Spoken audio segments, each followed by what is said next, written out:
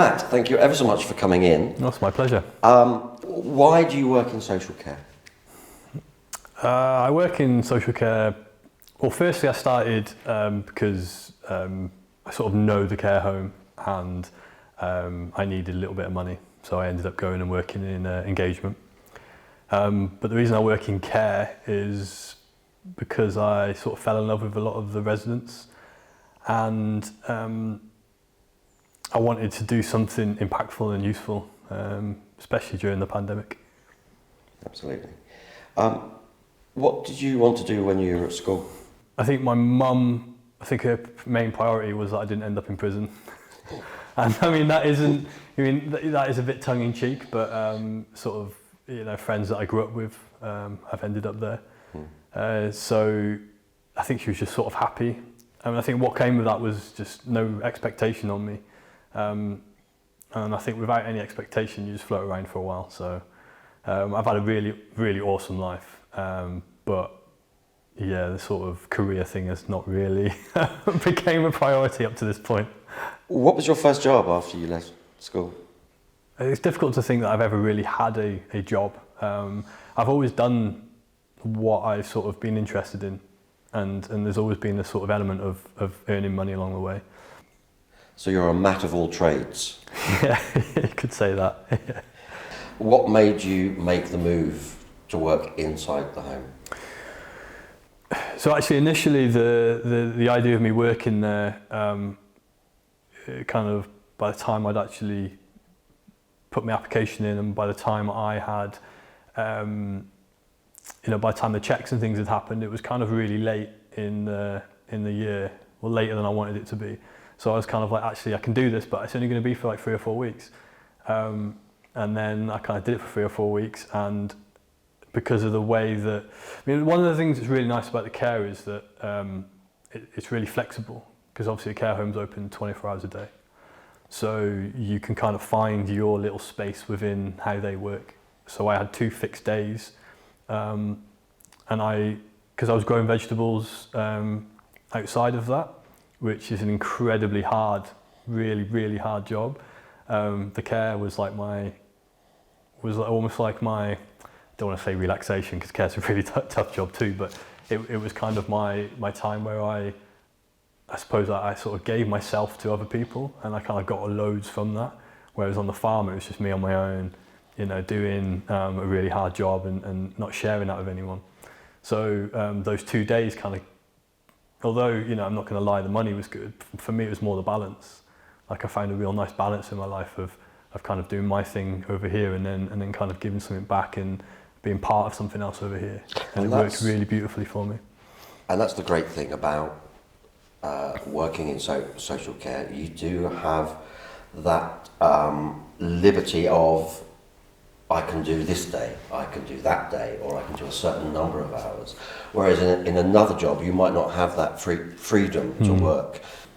Matt, talk to me about what a normal day at work looks like for you. So a normal day at work is, actually it always starts off quite normal, which is quite nice. So I do, pretty much always do breakfast in the morning. Even when I'm kind of doing a full care shift, I normally start, because of the sort of my engagement history, I normally start with breakfast. And breakfast can normally start in 2 ways. I either get in the morning and everyone's up looking at me going, where's my breakfast? Or I get in and there's no one there, and I have to go and kind of, peep in the rooms to see who's ready for breakfast. But there's a complete disconnect with a lot of our residents in time and the sort of the reaction between when they've asked for something and then what happens next. So quite often I'll have residents there saying, where's my tea? Where's my toast? Even if they've got it sitting in front of them. So it's kind of, it's a really dynamic experience, It's kind of, I love it actually. It's kind of where it's where a lot of my skills fit, where I've kind of got 3 or 4 things going on at once. And I'm not reacting to the fact that I let go of some of them and then pick them up again. And it's just beautiful, just then having breakfast with loads of happy faces after you've given them, after you've kind of fed them. and our care home has quite a nice pattern to it. So it's breakfast, then there's sort of like a gap, which is I suppose catching up, or it's delivering some sort of engagement, or it's so a lot of families might come in at that sort of time. It was quite nice actually. A lot of families do come in just before dinner and then spend dinner with their family. And then the afternoon is obviously kind of a rotation of breaks and new staff coming in and staff going, so kind of freshen things up a little bit. And then like music therapy on the Thursday is kind of the highlight. I know quite a lot of the old songs now. And that kind of period of time where you can kind of just have like a full activity with them, you know, not kind of like one game of dominoes, but like, you know, a whole sort of afternoon of dominoes and cards and you know, lots of jigsaws going on, a lot of book colouring going on, and then after that, like tea time is actually quite they have their tea time, and I think that might be their main point of anchoring themselves to the day. I think because like the sort of things quieten down then, and they get their cup of tea, probably their last cup of tea of the day, their sandwiches, and then for a lot of them that's, you know, time to go back to the room, you know, the evening care, and then I tend to not really do any late shifts, so kind of it begins to sort of, you know, end for me at that sort of point. How does it feel when you have to end for the day? Do you end the day thinking, I wish I could do more? I mean, to be honest, most of the time I go home just laughing at the stories. Like the day, it's just like it's hilarious, and it's hilarious in a way that like there's just so many private jokes that you have, like one-on-one jokes that you have with the residents, because a lot of the times you connect through sort of like maybe like one phrase. So, you know, you're constantly using this phrase and they're laughing, and you forget why that's funny between the two of you, but you know, it's just become your thing. So I'll be at home and then I'll just start giggling, and my wife will be like, oh, what's happened? And I'm like trying to explain it to her, it just doesn't sound, you know, she just doesn't get it, because I don't think I do, but it's it's just these moments that you collect, and it's a different work than anything I've ever done before.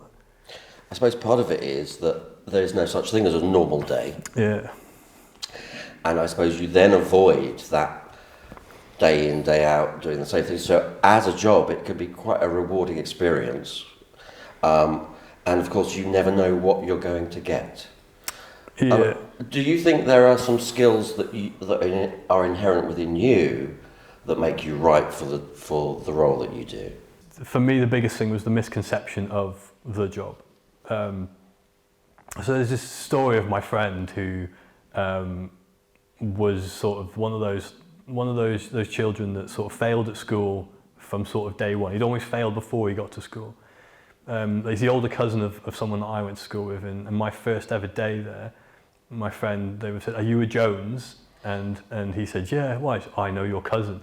And it was kind of like that put a black mark on his name for a while. Anyway, he had this story where his mum worked in the care home, and he went there, and he was like 16 and a half, 17, maybe a little bit older, and he loved it. He really loved it. But then, he was asked to help someone when they went to the bathroom, and he just said he couldn't do it, and he walked out. And that's my only real connection with care. So I was going into care, and I was just thinking, like, you just got to deal with it. You know, you're just going to have to deal with it. Like, you're going to have to do it at some point. You're just going to be doing it. And actually, my first, so the two sort of things that happened with that was that one of the residents, she's just very good at saying, "I need to go to the toilet," and I just wasn't able to take it. So I'd be having these beautiful moments with her, and then I'd have to palm her off to someone else. And then there was another resident who I was trying to get some music therapy. And he just goes, "Oh, I've got to go to the bathroom." And then there was a knock on the door, and I opened the door, and he was like, "Can you help me?" And I was just like, "No, I can't," you know. And I went and got someone. And then when I went home, I realised it was because I didn't want to get it wrong. And I was kind of like, it's not that I wasn't able to do it, it's because I didn't want to get it wrong. So obviously then I kind of trained and became a full carer, and it's almost like it's kind of hard to say it, I suppose, to anyone who's not really in care, but it's irrelevant. Like, that part of it's irrelevant. It's kind of like you've got the human there that needs your help, and you help them. It doesn't matter what they want or what they need. Like, you just do everything you can for them. And you know, the fact that part of that is to help them go to the bathroom is, you know, it doesn't even register anymore. Like. And that's the same with everyone. You know, and obviously some are better at it than others, but like it's just like if you care for people, then you'll make a great carer, and all the stuff that you think is hard just becomes irrelevant. You know, the smile you put on their face, or even actually the hard residents that you're somehow good at, you wear them as a badge of honour. You know? I suppose a tough nut to crack. Yeah. You know, after you've taken, everyone's like, what did you do? How did you do that? And you're like, I'm just great at this, aren't I? Just whisper in their ear. Not telling about the disaster you just had with someone else. I suppose the misconception might be that a care home might be a depressing place to live in. Did you worry about that? Were you concerned about that at all? So, I think there is a fear that the care home is a depressing place to work, and I started in engagement, and so my job was to go in and sort of try and put a little bit of a smile on the home and the residents. And I think that even in a bad day, even when someone that comes in and like literally all they're doing is going through the motions of giving them food and interacting on, you know, in the minimal as they can, and then going home, like even that is having a great impact on those residents. And I think the hard part, the sort of the loss of residents is almost like we don't have any symbolism, or, you know, we don't have like the sort of ancient tribes. You know, they have their sort of their sort of ways of dealing with life. We don't have any of that. But I think the ritual that sort of comes around the care home, I think it's the closest I've ever seen. You know, there's a kind of a real respect from everyone. There's a sadness. There's a real celebration as well of the life. And I think that I think the passing of individuals at the care home, I think is it's a lot more beautiful than I ever thought. Like, me and my mum have this kind of joke. It's been going on for a while. Like that, you know, like one day I'm going to send you to a care home, you know, and it was always said in a quite a sort of negative way. Do you know what I mean? It was said in a, you know, when I forget about you, I'll just put you in a home type thing. And I think that what I've learned is that the care homes can be a really beautiful space, and, you know, I actually think if you can find the right home, I think it's a beautiful way to sort of spend your last time on this world. You are a man. Sorry, that was a weird statement, wasn't it? You're a man. There's I suppose a conception that more women go into the care roles. Do you think that's true? Do you think that's perhaps? What do you think about that? Yeah, I think it is. I think it is true that there's a lot more women in care than men. I think if you're sort of stereotyping skills, I think women are innately better at the skills which I think are more important in care. But I also think that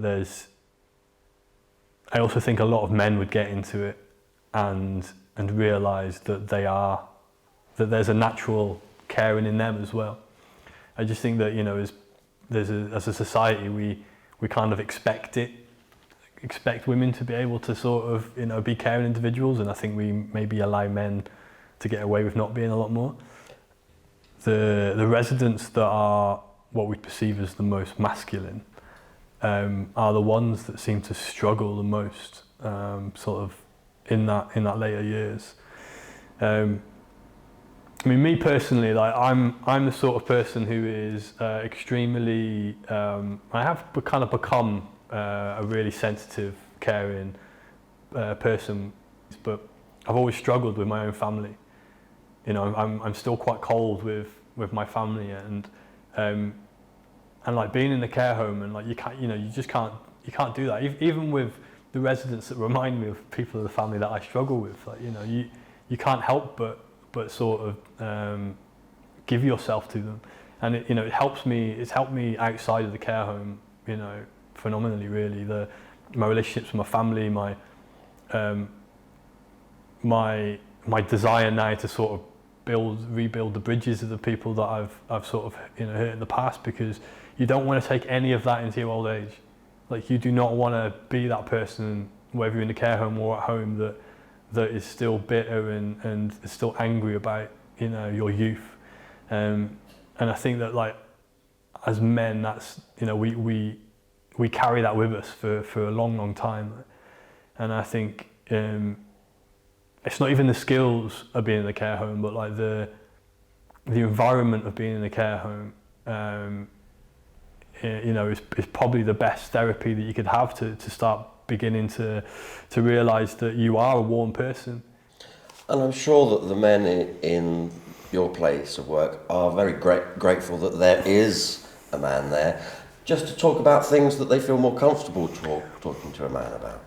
Yeah, there's definitely, having more men in the care homes is definitely a benefit to the residents. Do you think people know enough about social care and the work that you do?